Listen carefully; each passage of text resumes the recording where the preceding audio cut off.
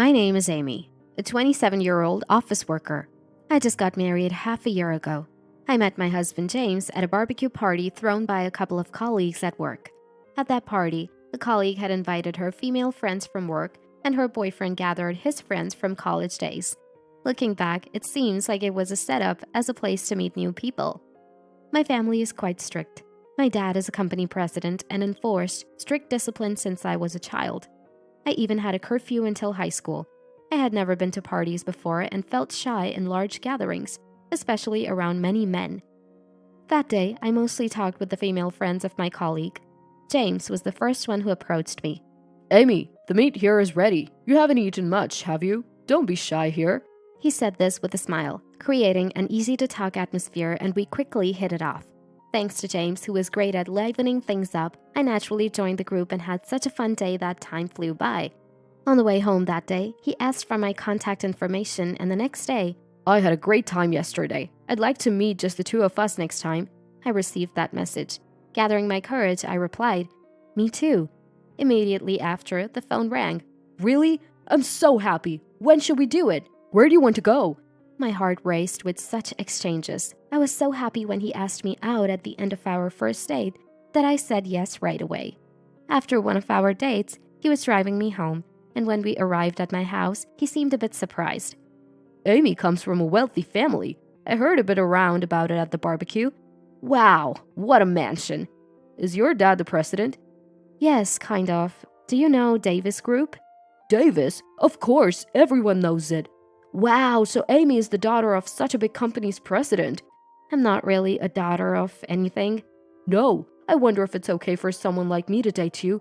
If you have a fiancé or something, I'd like to know sooner rather than later. He said this seriously. Oh, what are you talking about? There's no one like that, and I want to marry someone I love.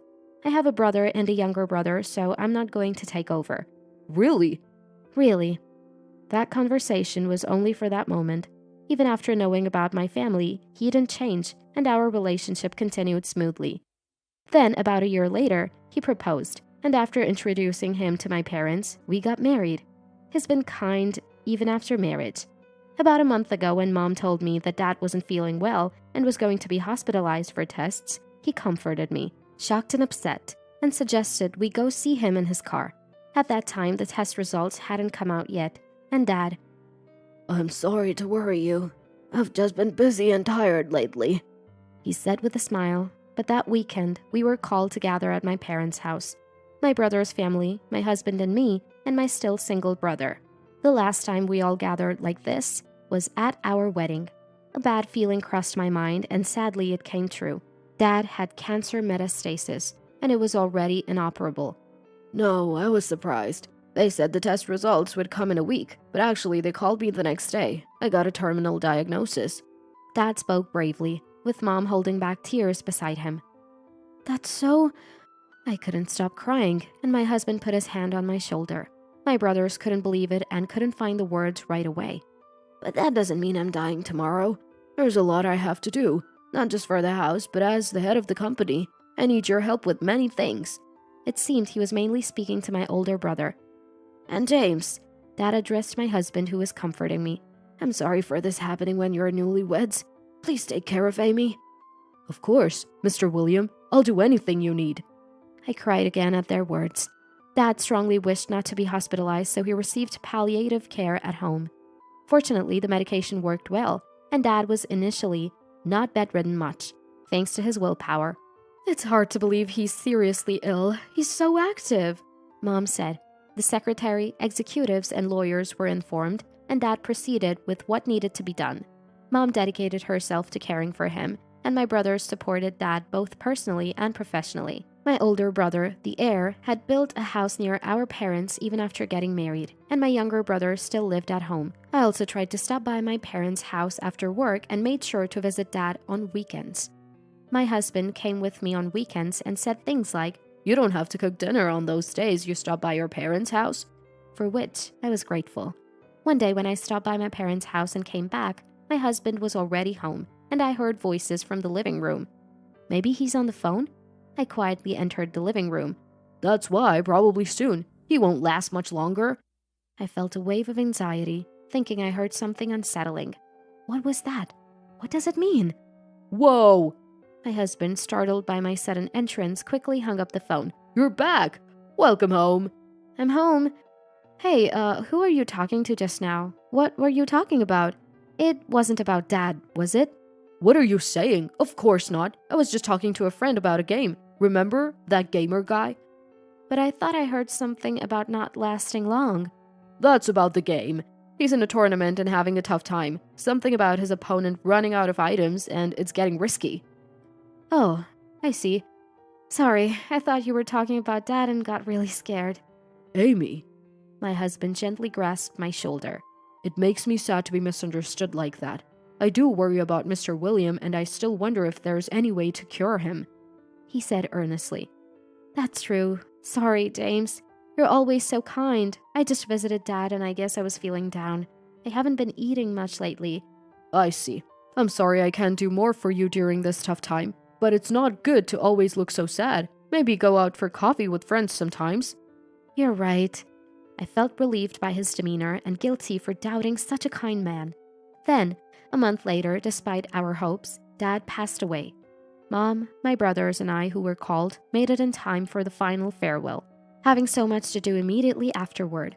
From the wake to the funeral and the changes in the company with my brother taking over as president helped distract me from the grief. There was no opposition to my younger brother becoming president, thanks to Dad's trusted senior staff. There are many who will support us. Mom seemed relieved. My brother's character and the way Dad had always valued the company and its employees paid off. The next weekend, the family gathered at the behest of our legal advisor. The primary topic was the inheritance, which was equally divided among the 3 children, amounting to approximately $300,000. I could tell my husband was surprised next to me.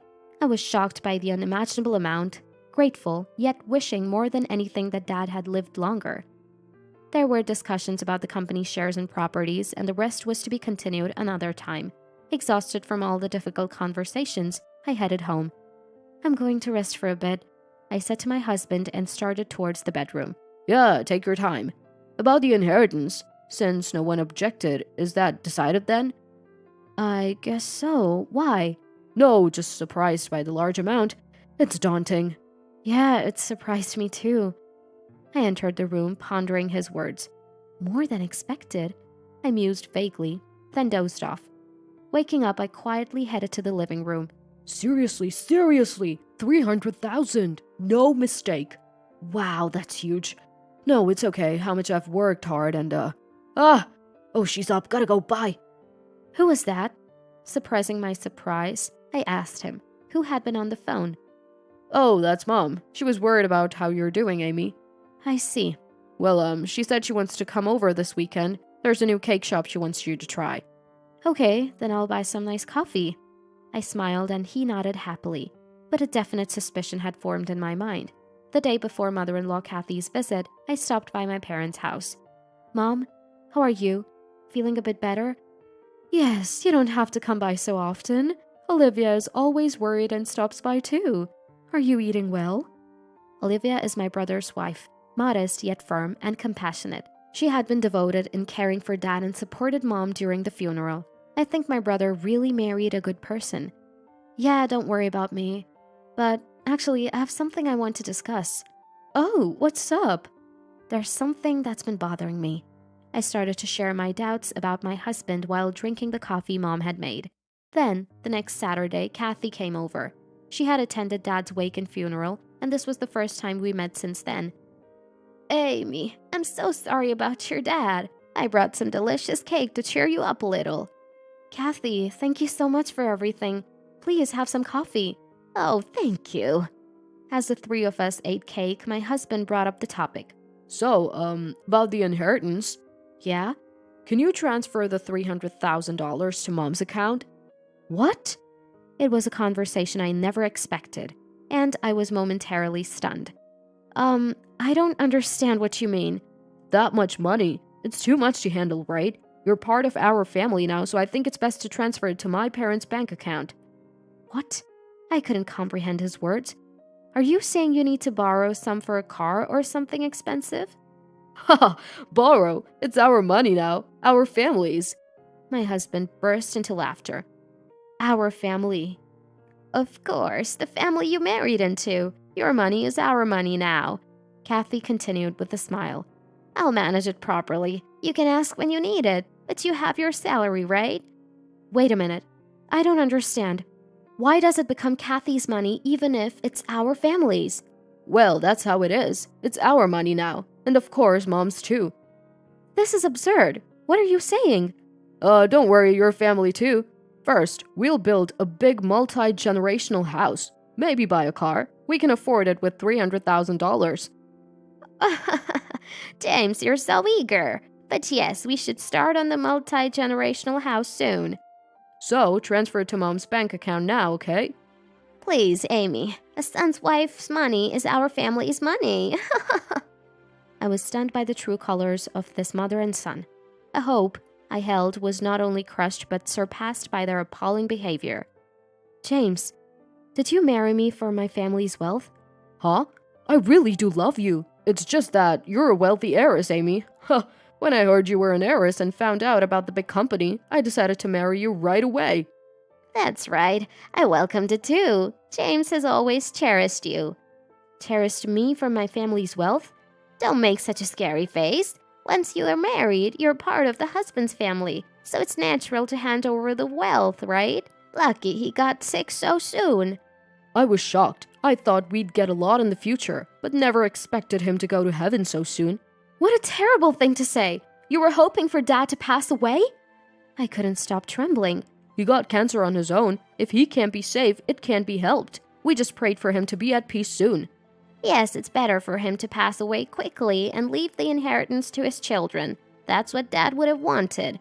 James had always seemed to cherish me. So when I heard those unbelievable words on the phone, I thought it was a misunderstanding. It was all an act, I realized. Looking back, I had a seed of doubt. But I thought it was natural to be excited about marrying into a wealthy family and expecting some luxuries. But this was beyond that. Unforgivable. These despicable people. Containing my rising anger, I said, First of all, the money hasn't even been deposited into my bank account yet. It will take about another week for the procedures. I can't transfer it. Said. What a shame. I thought it had already been deposited. Hurry it up, will you? Well, Amy seems to understand our point. Once the money is in, just give it to me and leave the rest to me. Yeah, I'll give you Mom's bank account details later so you can transfer it right away. Saying this, my husband, whom I no longer wanted to call as such, James, tried to put his arm around me. I slipped away from his grasp and managed to stay calm. Please come back next week. When I said that, Kathy replied, Okay, I will. And she left with a smile. Then the day came. The day to let this despicable, greedy mother and son know what they deserve. As soon as they entered the house and sat down, Kathy immediately started talking. Amy, did you get the $300,000? Did you transfer it to my bank account yet? Let's go out for steaks tonight to celebrate. Oh, that's great. With $300,000 coming in, I'll treat you tonight, James. They were both in a good mood. Naturally, since they think they're about to get $300,000, unaware that everything is about to be turned upside down. Then, I have something to report, I said, smiling calmly. I've completed the renunciation of inheritance. What? Their voices perfectly in sync, just like a parent and child. Their expressions, eyes wide open, were identical. What did you say? Renounce the inheritance? Yes, I have renounced it. Don't joke around. Who would do such a stupid thing? Right. Who in the world would willingly give up $300,000? Well, normally people renounce inheritance when it's mostly debt. Exactly. It's absurd not to inherit when there's no debt. Kathy was screaming, her face contorted with rage. Didn't you know? It's not uncommon for business owners to choose renunciation to pass their assets to a specific heir, especially for a long-term stable management. What? How could you? They seemed lost for words. It's not surprising. This greedy duo couldn't fathom the idea of giving away money. In our case, it's my brother who had to take over Dad's position so soon. I plan to support him as his sister. That's foolish. You're being deceived, Amy, by your brother and his wife. Right, his wife must be after the money. I replied to their frantic protests. "Don't compare me to you," with a cold voice. "This is my decision. My brother and his wife even said there's no need for you to renounce. She's a wonderful woman." "If they said you don't have to renounce, then rethink it." "I already said the process is complete. The $300,000 won't come to me." This is, "I won't give anything to a husband and his family who rejoice in the misfortune of my own family." Kathy, pale next to my husband, suddenly looked up. "Incredible. No inheritance. James, we need a divorce. We'll claim compensation in the divorce case." "What?" I exclaimed in surprise. "Of course. You renounced the inheritance without any fault on James's part. Where's the proof that we were happy about your dad's misfortune or after the inheritance? We acted perfectly at the wake and the funeral." Such a slick talker, admitting to their act. "The proof? You just admitted it, didn't you?" "If you stop this nonsense and apologize, I won't divorce you." Then a sudden angry voice echoed in the living room. It's you who should be apologizing. I heard a calm male voice and turned to see Kathy frozen. "Ah, you! Why are you here?" Oh, Dad? James looked surprised too. There stood my father-in-law, Mark. I caught my mother's eye behind Mark and nodded. You've always been vain. I was happy when James married Amy, but I never imagined you were such people. I couldn't believe it until I heard it with my own ears. James, you too. Mark looked truly pained. What? Kathy and my husband looked bewildered. Last week you came here to ask Amy for the inheritance. I heard the whole conversation. What? Everything has been recorded. Today too. What do you mean? James yelled at me. You panicked a few times when I overheard your phone calls. You thought you had fooled me, but I won't be deceived that easily. When Kathy said she was coming, I set my mobile phone to record mode just in case. Indeed, the day before Kathy's visit, I stopped by my parents' house and consulted with my mom and our lawyer. Mom was shocked. Such a thing is unthinkable. I was surprised, but the reality was worse than imagined, and I decided to renounce my inheritance and started the process immediately on Monday. I also contacted Mark, who was shocked to learn of his wife and son's actions and apologized profusely. I can't stay with a person like you. Are you serious? This is all a misunderstanding. William was a humble man with great humanity, despite being the president of a company. I was proud to be his family and friend, but now I'm deeply ashamed and sorry.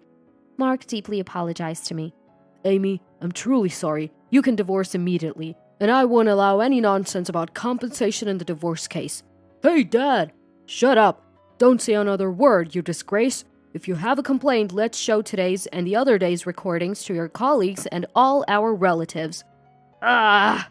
Mark stole the final cool moment. But it's okay. When I talked with my mom, Mark genuinely cried, regretting Dad's loss. To James and Kathy, who stood with their mouths open, unable to speak, I said, "That's how it is. Please leave." A month later, James and I divorced. The news spread through the couple who introduced us, and James lost his friends. He was also transferred to a small sales office far away. James's parents divorced too. Kathy, who had freely spent Mark's money on brands and dining, had no choice but to agree to the divorce when asked to return the money she had spent. Couldn't she have offered to work part-time and not divorce? Her refusal to mend her ways and reconcile with Mark shows Kathy's true character. Well, it's no longer my concern. Mark came to our house to apologize again and asked to visit Dad's grave on their anniversary of his death. Mom and I, of course, agreed. The inheritance I relinquished is being used as funds for the company. Mom, my brother, even my younger brother offered to share their inheritance or redistribute it, which made me laugh. Having such a family is enough for me. Dad, I wasn't wrong, was I? After moving out of the apartment I shared with James, I returned to my parents' house and spoke to my dad's portrait. It seemed like he smiled in the photo, and tears fell from my eyes.